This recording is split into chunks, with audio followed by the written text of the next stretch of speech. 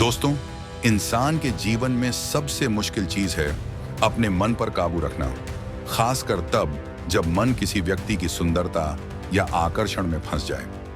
अक्सर हमें लगता है कि सामने वाला जितना खूबसूरत दिख रहा है उतना ही परफेक्ट होगा, लेकिन सच्चाई यह है कि आकर्षण हमेशा आंखों का खेल होता है और आंखें कभी पूरी सच्चाई नहीं दिखाती।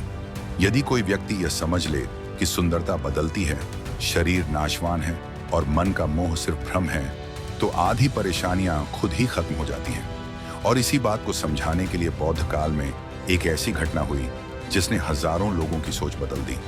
ये कहानी है राजगृह की नगर वधू सिरिमा की, जिसकी सुंदरता पूरे नगर में प्रसिद्ध थी, लेकिन जिसका अंत लोगों को जीवन का सबसे बड़ा सच समझा गया। राजगृह की प्रसिद्ध नगर वधू सिरिमा अपनी अद्भुत सुंदरता, सरलता और भिक्षुओं के प्रति श्रद्धा के लिए जानी जाती थी। वह रोज 8 भिक्षुओं को प्रेम से भोजन कराती और कभी भी अपने कर्तव्य में कमी नहीं आने देती थी। एक दिन भोजन के बाद एक भिक्षु उसकी सुंदरता का अत्यधिक बखान करने लगा, जिसे सुनकर एक युवा भिक्षु के मन में भी उसे देखने की तीव्र इच्छा जाग उठी। मन में मोह ऐसा बढ़ा कि वह अगले दिन स्वयं सिरिमा को देखने का अवसर पाने के लिए बेचैन हो गया। उसी रात अचानक सिरिमा तेज बुखार से गिर पड़ी। शरीर जल रहा था, चेहरा पसीने से भीगा, बाल बिखरे और आंखें लाल। फिर भी उसने निर्णय लिया कि भिक्षुओं का सम्मान रखने के लिए वह जैसे तैसे भोजन कक्ष पहुंचेगी। अगले दिन जब युवा भिक्षु पहुंचा तो सिरिमा वहां नहीं थी। वह निराश होकर लौटने ही वाला था कि बीमारी से टूटा उसका दुर्बल रूप, थका चेहरा, कांपते हाथ और फिर भी विनम्रता से जुड़े हाथ दरवाजे पर दिखाई दिया। सबके लिए उसका यह रूप चौंकाने वाला था, पर उस युवा भिक्षु के भीतर मोह और भी गहरा हो गया। उसने सोचा, बीमारी में यह इतनी सुंदर है तो स्वस्थ होकर यह कैसी दिव्य लगती होगी। यही भ्रम उसके मन पर छा गया और वह विहार लौटकर 4 दिनों तक भोजन, ध्यान, शांति कुछ भी न पा सका। उसका भिक्षा पात्र सड़ने लगा, बदबू आने लगी, पर वह अपने मोह में अंधा था। इधर सिरिमा की हालत बिगड़ती गई और चौथे दिन उसका देहांत हो गया। नगर में शोक की लहर फैल गई।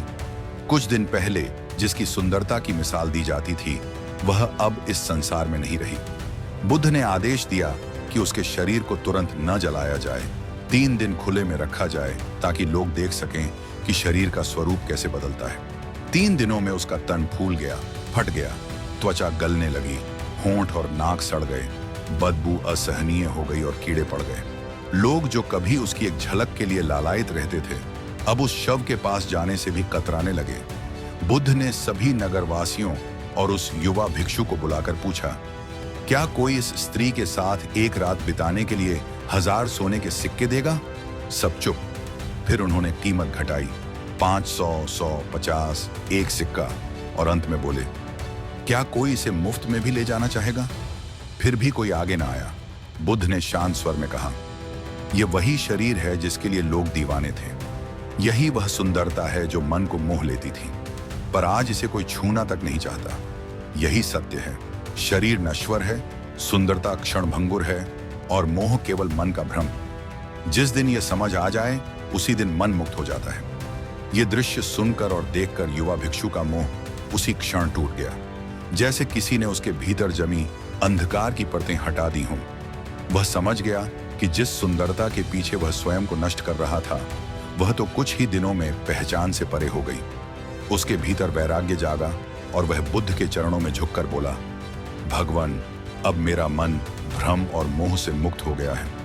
उसी दिन से उसकी साधना सच्चे मार्ग पर दृढ़ता से आगे बढ़ने लगी। दोस्तों, सिरिमा की यह कहानी हमें एक ही बात गहराई से समझाती है, दुनिया की सुंदरता, मोह और आकर्षण सब क्षणभंगुर हैं। जो आज हमें लुभाता है वही कल मिट्टी बन जाता है।